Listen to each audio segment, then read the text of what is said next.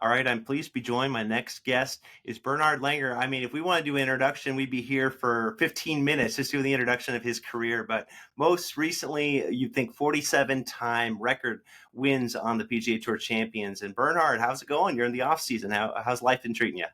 Life is great. It's nice to be home, get away from golf for a little bit and spend some more time. Um, Had a wonderful Thanksgiving. Had all the kids and grandkids here. We have 4 kids and 4 grandkids. And yeah, it's great. I've been doing this for almost 50 years, traveling the world, and it's all great. People go away for vacation. I go home for vacation. Oh, that's amazing. That's amazing. Well, speaking of, being at home and around family, accomplishing things with other people. I know you're part of it with the Ryder Cup, but you've also done it 5 times in the PNC, and that's coming up here. How special is it to do that, especially when it's your kid? Yeah, it's extremely special. I've always loved that tournament from the very first time I was invited to play in it. My son, who was then 12, we had a blast in those days. He had to play the professional tee, so he was hitting drive with an 8 iron on a par 3. But it was still fun just to be out there with other major winners and some legends of the game. And it's one of my favorite tournaments. I look forward to it. It's also a wonderful time of the year just before Christmas, where families get together, and it really feels like a family affair. Totally, totally. Yeah, family's so important. And it's interesting. Speaking of Champions Tour, other players that play in that event, but also in general on the Champions Tour. I talked to Patrick Harrington, and he said that there's now no doubt you are the hardest working player on that tour. Your caddy mentioned to me that the reason why he thinks you're so successful at 67 is you're disciplined first and foremost, and that you're an overcomer. That's just in your spirit, in who you are. You're an overcomer. What is it that you think you do that allows you to keep playing at this level? Well, it's a lot of things. I mean, surely you have to be somewhat disciplined. I don't drink, I don't smoke, I get enough sleep, I exercise, have a great family, a good coach, great caddy. There's a lot of pieces that need to be right. Certainly a hard worker. Um, I used to work extremely hard. I can't do it anymore because my body can't take it. I can't beat balls for, hit balls 5 to 6 hours a day. It's just not in my DNA. I'm always surprised how BJ can take it. He's probably the hardest working pro I've seen out there year after year, day after day, and he's in his 60s now, still beating balls. Anyway, so there's a lot of things that need to be right, but I love the game of golf. I love to compete, and all those things matter. And I still, when I'm out there, I give it, almost 100% every time I'm out there. And I've learned to take some more time off when I get home and just recuperate and play less and practice less when I'm home. Yeah, you talked about being smarter and practicing a little bit less within reason. How have you started working smarter and not harder, knowing that you've got such a strong work ethic? Well, you just got to listen to your body. You got to find out what's good for you. How much can I take? And sometimes less is more. So it's better to maybe for me at this stage in my life to practice 2 or 3 hours a day, focus instead of spending 8 hours out there, and less focused. So I got to listen to my body. I got to see, after hitting balls for an hour and a half or so, I might have enough and say, okay, let's go chip and putt a little bit, and then that's enough. Let's go stretch or work out or sit in the sauna or in the steam room and give the body a break to recuperate. Well, at this point, obviously recuperation's huge. It's important at age 67, I'd imagine. But how much longer do you want to do this at this level? How much can you keep playing at this level on the PGA Tour Champions? I don't know. It's I've done a lot of unprecedented things already, so I really don't know. Always said 3 things need to be in place. I need to be healthy because if I'm not healthy, I can't swing or move the club and do what I the way I want to do it, I wouldn't play well. Secondly, I have fun, and I gotta have some success, I think, because if I don't feel I can win anymore, if I feel like I'm finishing last, 8 out of 10, then it's definitely time to quit. That's not me. So whenever that time, has come or will come, hopefully I will know it and, make a decision then. But right now, I still feel healthy enough to do it. I feel competitive to be out there. I feel, even with my surgery in February, I was out for a few months, and I still put myself in contention several times, several months afterwards, and I had opportunities to win at least 2 or 3 times this year. Yeah, very much in the mix, and of course, winning Charles Schwab Cup championship there in Phoenix to wrap it up. I was going to say the injury that changed what the narrative last year. It was going to be your last Masters in 2024, and now it changed. You weren't able to play that there. So will 2025 be your last? And what's the thought there? Yeah, that's the plan. As soon as I missed this year, I figured I'm gonna try and play my next one, make that the last one. So the plan is to be at Augusta in April and say goodbye as a competitor. But I will plan to be there for many, many more years to, enjoy the tournament, to be a part of the par 3 contest, the Champions Dinner on Tuesday night, and many other traditions they have. Yeah. Well, you mentioned you're going to be out there. What is it about? How did you arrive at that decision? What were kind of the driving forces there? Well, the last few years, I just felt the course was getting longer and longer. I mean, they have numerous holes now that are 520, 530. Oh, they're par fours, and they mow the fairways toward you, toward the tee box, so the ball doesn't run like it does on some other courses. And it's no fun hitting 3 woods, 2 hybrids, or 3 hybrids into those greens that are really designed to be hit with a 8 or 9 or 7 iron, like the young guys do. And I had a conversation with Nicholas about maybe 10 years ago or years ago. I played a practice round with him, and I said, Jack, in your prime, what was the longest iron you ever hit into a par 4 as a second shot at Augusta? And he didn't take him long, and he said, the longest may have been an 8 iron. It was mostly Oh man. wedges, 9 irons, and 8 irons. And that's, when you look at the green complexes, they're pretty much designed for a short to medium iron, not to be coming in with a 3 wood or 2 hybrid the way I am, off side hill, downhill ice half the time. Yeah. No, that certainly would make you want to think about going no longer as a competitor for the Masters. But what is it like though when you get to Augusta National? How do you describe the feeling of being on that property? Having been a two-time winner, but just the magic of the place. Well, to me, it's a very, very special place. It's very personal. It's the only major I've won it twice. And I've been playing there now, I think this 41st start or 42nd next. Yeah, it'll be 41. It's been, a very long time, and it's a very unique place. It's the only major venue that we play and compete every year. And all the other majors move around, as we know. And the changes they made over the years are phenomenal. I mean, most of them are just fantastic. When I first got there, it was fairways and pine needles. There was no rough cut. Then they planted 5,000 trees to make it tighter and make it harder. And then they made every hole pretty much longer, except a couple of them. So they got the money, they got the land. They don't shy away from any expense or any improvement they can make to make this the biggest tournament there is in the world.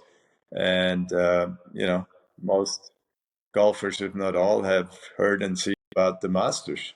It's the only tournament, I believe, in the world that has no tents. They're all solid structures, not one tent. So they build all these buildings just for 1 week of the year. and things like that. It's very unique and very special. Yeah. Well, and it's also a course that I mean, it's a place you're going to be going to, and I'm just curious when you go and know it's your final farewell as a competitor. What do you look forward to, I guess, sentimentally about that week and the things you'll go through? It will be very difficult. It will be very emotional for me to say goodbye to, to Augusta, to the U.S. Masters as a competitor, and especially with all the family and friends I'm going to have there. I got flying Europe, Germany, and then all my family, will be there. My kids, my grandkids. So it will be. I'll be teary-eyed coming up. 18, and it's going to be a tough one, emotional. But I've had my time. It's time for the young guy. It's a young man's golf course. It's not an old man's golf course. As I said, it's very long, very hilly. It's just it's even a hard walk. When you walk 7,600 yards on a very hilly course, and it takes 5 hours to play, it makes it a long day when you're out there 2 hours beforehand or three to warm up. Mhm. Right. Well, I mean, you'd be the oldest person to make the cut if you do get it done in April at 67. I know Freddie at 63 is the oldest now, but what would you make of that challenge? Is that something you relish? Well, it's certainly a challenge, and it will be very difficult just for the reason I just told you. I can't get the ball near the hole with the longer clubs I'm hitting into the greens. I can't even get the ball on the green on certain holes because it will not stop. If I land a 3 wood or a two hybrid in the middle of the green, it's most likely gonna run through if they're firm. And some greens you have to fly the ball onto. You can't bounce it or run it up. So it's a challenge, a, a very tough challenge. But it's not totally out of reach. So I'll be trying my best to hopefully make the cut and play 4 rounds instead of two. For sure. And what's a favorite Masters dinner memory for you from over the years? So many good ones, I'd imagine, and Oh, since '86. yeah, they've really been all very, very good. It's amazing how many different pairs we've had from the all around the globe.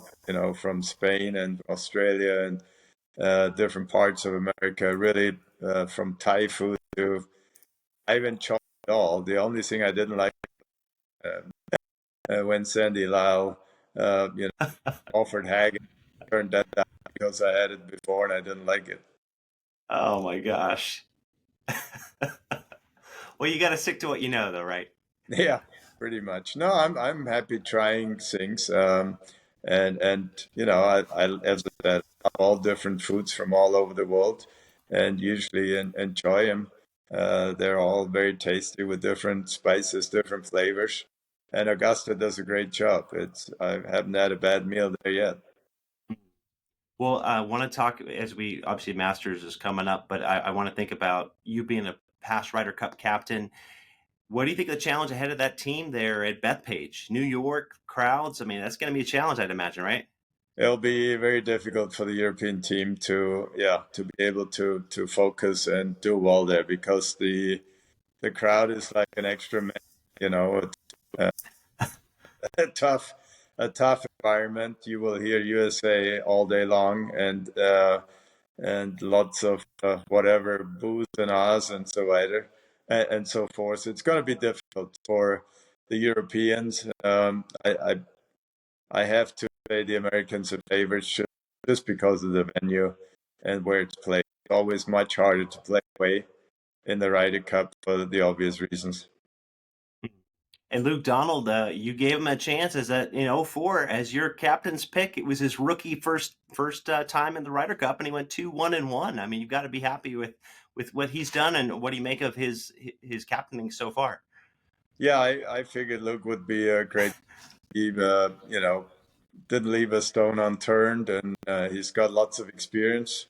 I'm sure he talked to a lot of the past captains and picked their brains, and he's a smart, intelligent man himself.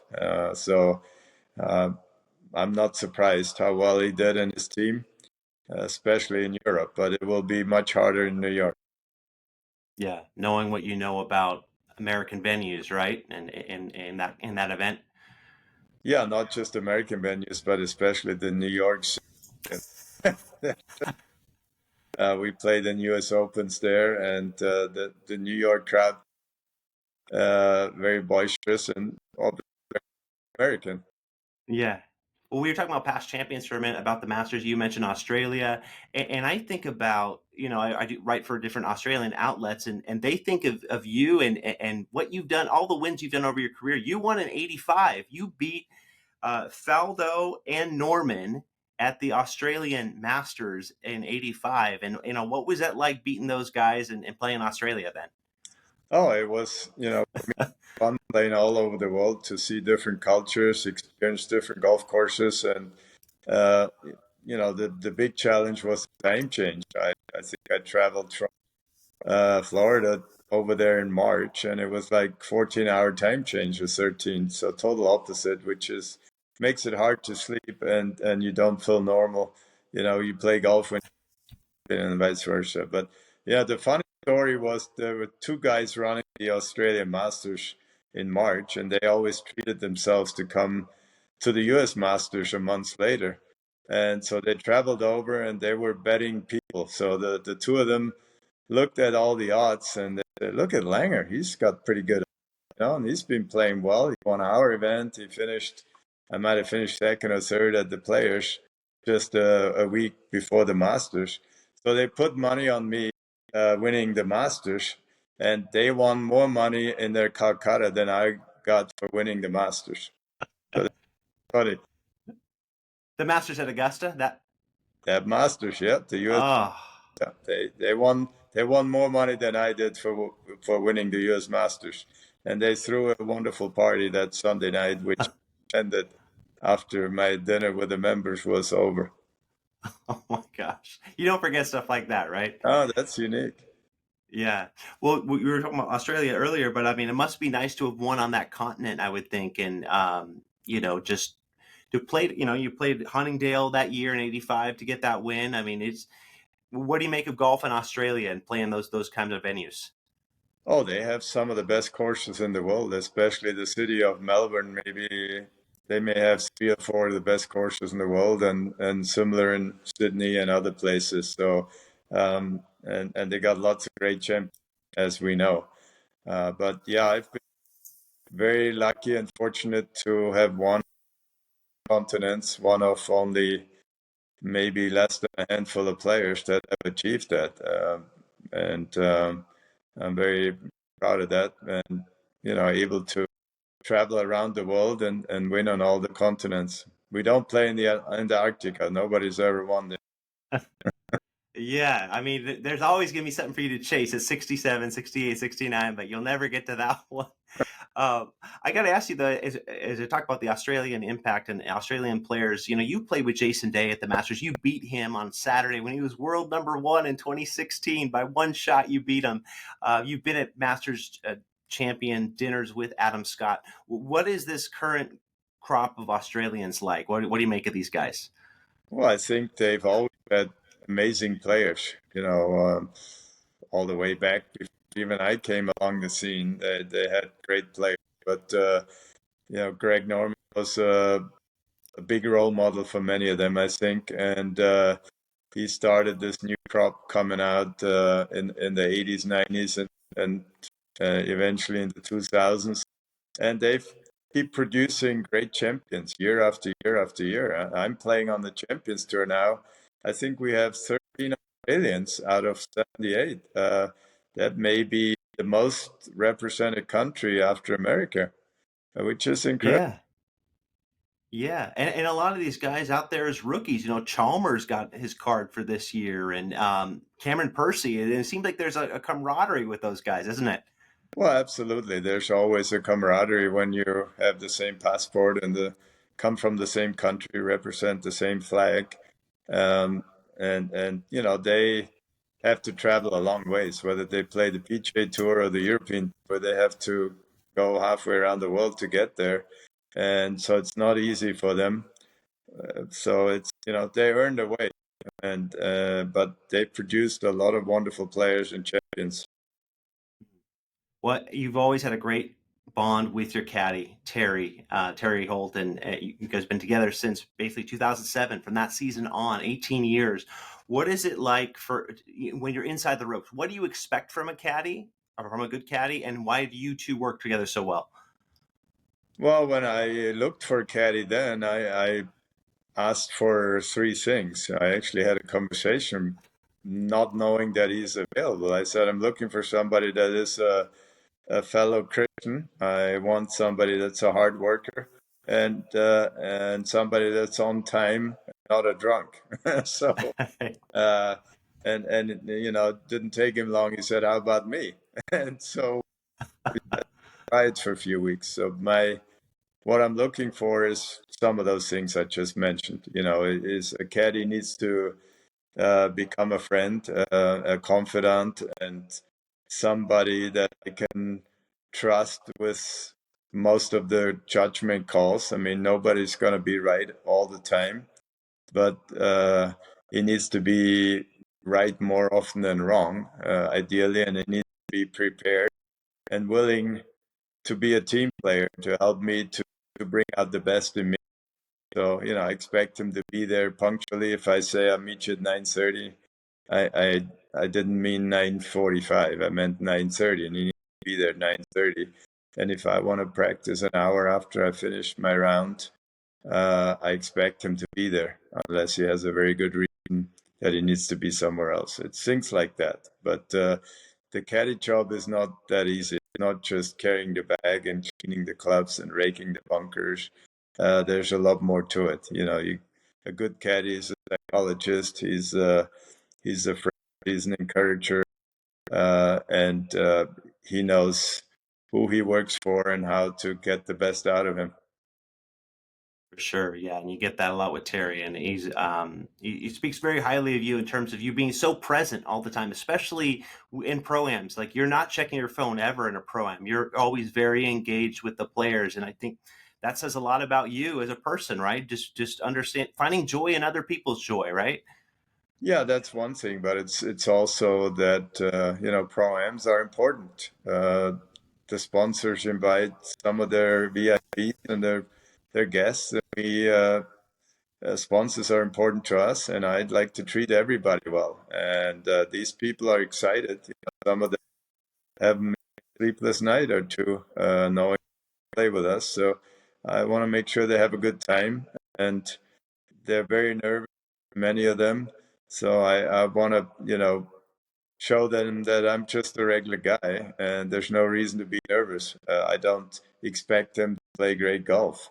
That's not their main job, and that's not their environment where they usually excel. I just want them to have a fun day. Yeah. We'll want to keep you to our allotted time here. I appreciate it. There's two more quick ones I wanted to get to you. You call yourself a scratch skier, I heard. How passionate are you about downhill skiing and just your love for it? Oh, I absolutely love skiing. I started when I was four in Germany on a little hill. It wasn't really a mountain; it was more of a hill, and there were no lifts, so we had to take the skis off at the bottom and carry them up and put them on and ski down that all day. But I would, yeah, I enjoy skiing immensely. To me, it's the opposite from golf. You know, we're in green grass, green trees all year long, and sunshine usually. And now I'm in this frozen tundra. Everything is white. Love the trees covered with snow. Bundle up, and obviously the adrenaline rush going down the hill at a pretty good speed is pretty amazing. And it's also a wonderful family sport. You can, you know, be at any. You spend a lot of time going up the lifts, and you can have conversations, and then you have a blast going down the hill. And you can go at your own pace. You can go fast or you can go slow, whatever is your heart's desire. For sure. And very last question, what are you most proud of about your career? Well, that's a tough one because yeah, fortunate to achieve so many things. But you know, my senior career has been extremely special. But even before that, I had a great career on the European Tour and the PGA Tour, um, and trying to raise 4 kids. It's not an easy thing to do, but being a major winner is obviously a wonderful achievement. But even something like the first German to ever win a tournament in Germany, whether it's the German Masters or whatever, or even winning 5 PNC father-son championships is Yeah. is pretty unique. So, uh, World Cups. There's so many things I'm really grateful that I was a part of and that I was successful. Absolutely, yeah, and you get to share, as you said, PNCs being so special. Share that with your family, Jason. Defending champions this year, very cool thing for you, Bernhard. Thanks for the time. I appreciate it as always. My pleasure. Thanks, Garrett. God bless. Bye bye.